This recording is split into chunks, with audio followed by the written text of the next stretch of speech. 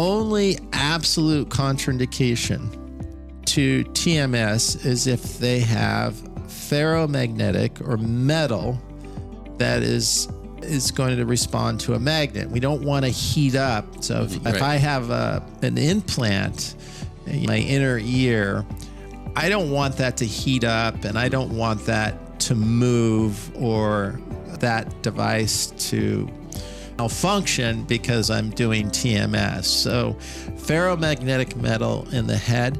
That being said, titanium is not ferromagnetic. So we've treated patients with titanium plates. Are there patients or conditions where TMS is less effective or not recommended?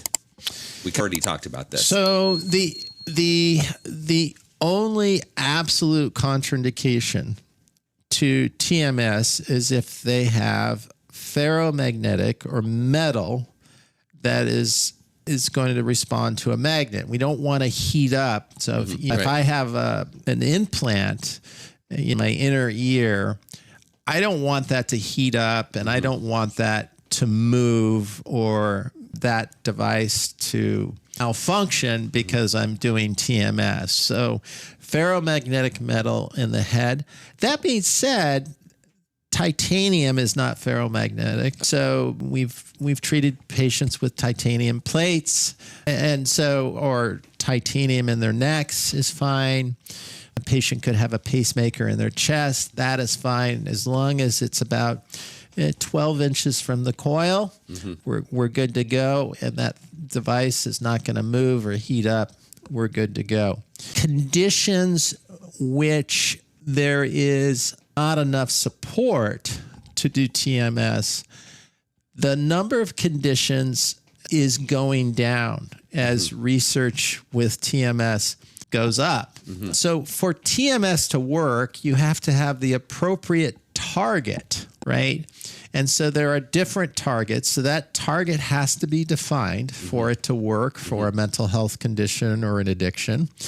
And then the pulse sequence has to be defined. When you say target, what exactly do you mean? So there are different areas of the brain that we can modulate to affect different brain networks. Right. So that's why we have different helmets. That's why we position the different helmets around the head in different ways, and that will treat different things. So the number one condition that I would not treat, because it's just not going to work right now, we don't have a target, we don't have a stimulation protocol, is bipolar mania. So bipolar mania, not a lot of evidence that TMS is going to work for that condition.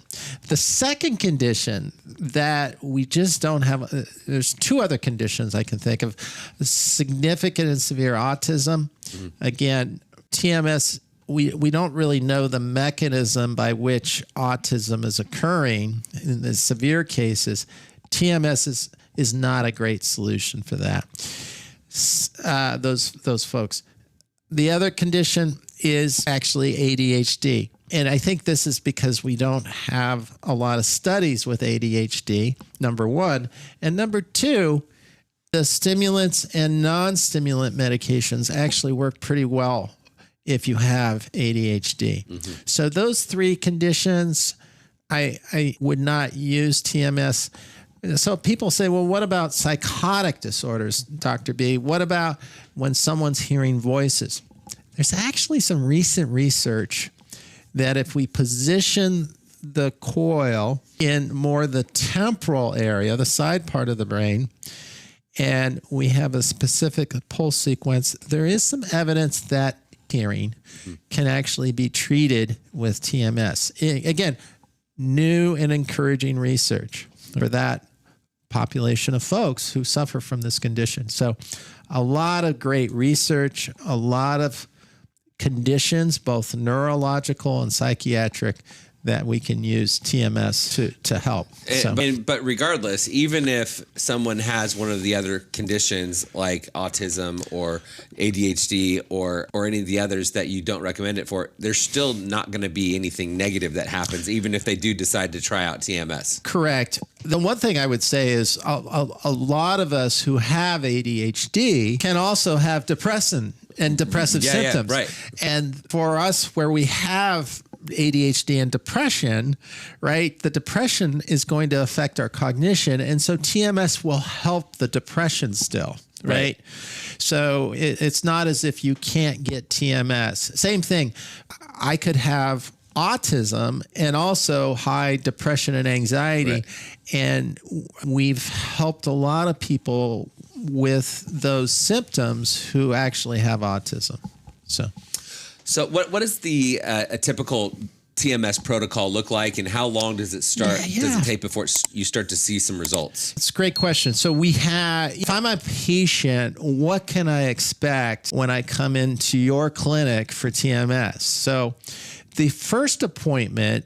To get a free copy of the 12-step guide that I created for you, click on the link in the description below. Typically is where we calibrate the coil, and we actually position the helmet over the motor cortex, and we get the hand to move. It's actually really cool. Right. And that way we know that the power is high enough, but it's not too high. And then that usually takes 15 to 20 minutes at the most. And then we reposition the helmet for the first treatment. So there are different stimulation protocols, but for depression, for most of the appointments, the average appointment time is about 20 to 30 minutes. By the time you check in, put the helmet on, positioned. So it's about a 30-minute appointment at most clinics. And you can drive to the treatment. You can drive away from the treatment. Right. There's no cognitive impairment.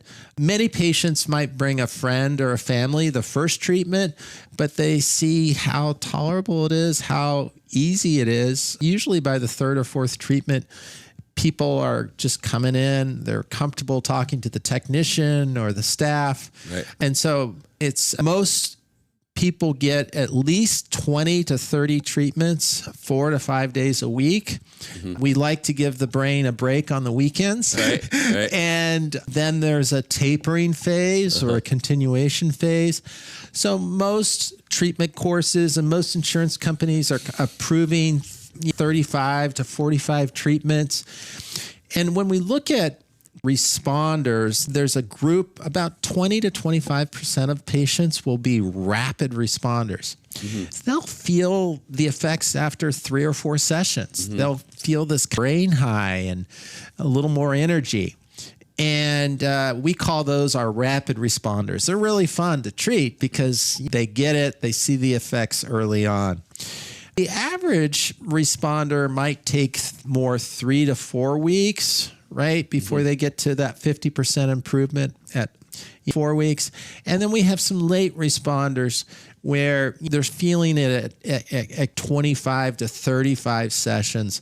A lot of times for those folks, we can extend the course with insurance approval.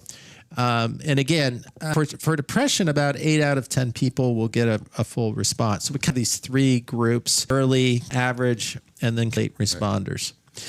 Now, so one of the best practices that we learned, that we implemented here at our practice, was the ITMS, or the theta burst, at the end of a regular deep TMS session. Interesting. And what we found is that it seems to be just a little more. And we just added on. We don't charge for it.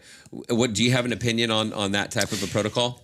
There have been different ways different clinics or healthcare systems have improved on TMS. One is adding more pulses, like you said, and we know this works.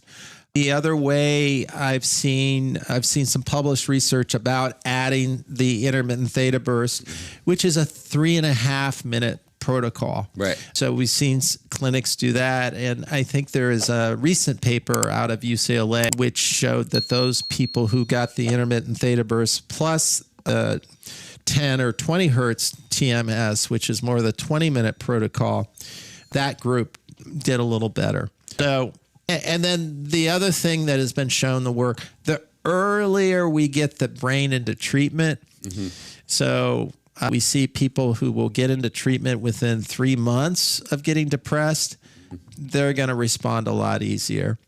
The more TMS you do, the more responders you get. So there are definite ways. And then there's some ways where there are some actually studies where they've done cognitive behavior therapy with the TMS, and the durability improves, and there's more responders and remitters as well in these studies. So there are various ways we can improve upon the 8 out of 10 patients who are getting response. If you got value from this video, if you heard what you needed to hear, be sure to like it. Comment if you've got a question or you have something to say. Subscribe to the channel. Camelback Recovery provides treatment services for people struggling with mental health, mental illness, addiction, alcoholism, whatever it may be. So if you or a loved one is struggling and you need some guidance and you need some direction, reach out to us. Our contact information is down below, or you can go to our website, camelbackrecovery.com, whether it be detox, inpatient treatment, sober living, recovery coaching, sober companion services, whatever it may be. Like I said, we can either help you or make sure that you get sent in the right direction. We help people all over the country, all over the world for that matter. I'll see you on the next video.